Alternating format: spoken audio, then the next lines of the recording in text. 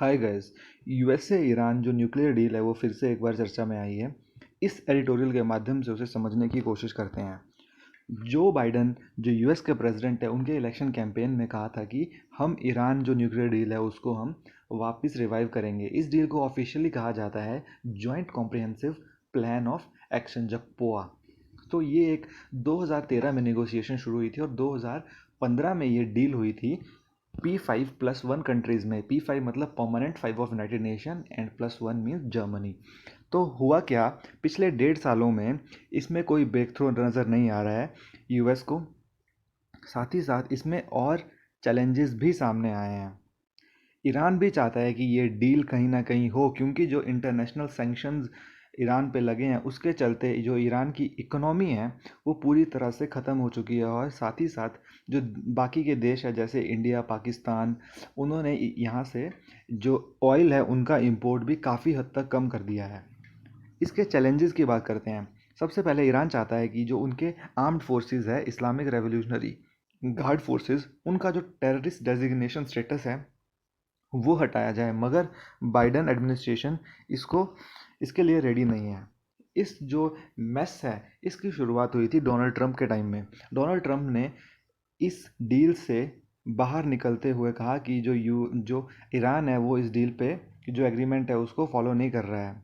और इसका मेन मकसद ये भी था कि ट्रंप इस डील से बाहर निकल के फिर से इसको निगोशिएट करना चाहता था ऑन द टफर लाइन और the on the stronger side, ताकि वो जो मिडल ईस्ट में जो क्राइसिस है उस पर थोड़ा क्रेडिट ले सके कि उन्होंने एक बेटर डील साइन की देन द ओबामा। मगर हुआ उल्टा और आज के टाइम में ये डील फिर से निगोशिएट करना मुश्किल होता जा रहा है।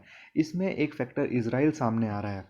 इजराइल चाहता है कि जो डील फिर से साइन हो रही है उसमें जो कन्वेंशनल वेपन है ईरान के उनको भी शामिल किया जाए, मगर ईरान नहीं चाहता। ईरान का कहना है कि जो प्रीवियस डील है, जो स्कोप है, उसी उसी के लिमिट मान कर निगोशिएशन की जाएगी, ना कि आप इसमें और चीज़ें ऐड करते जाओ और डील को और मुश्किल बनाते जाओ। इस तरह से ये डील कभी नेगोशिएट नहीं हो सकती।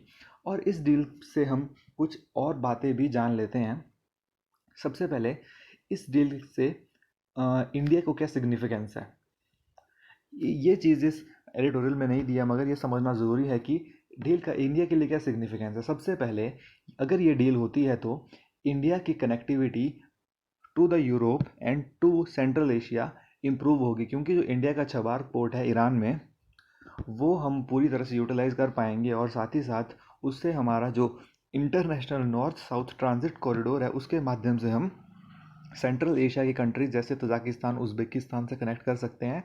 और साथ ही साथ कास्पियन सी के थ्रू हम यूरोप के बाकी देशों में भी अपना वर्चस्व जमा सकते हैं।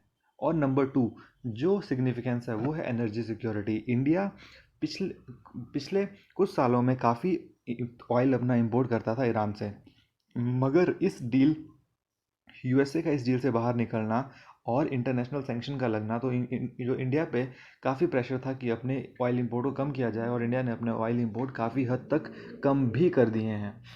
तो देखते हैं कि आगे ये डील कैसे बनती है और यूएसए कैसे आगे बढ़ता है। तो गैस प्लीज़ इसी तरह की और वीडियोज़ को देखने के लिए please like and subscribe. Thank you.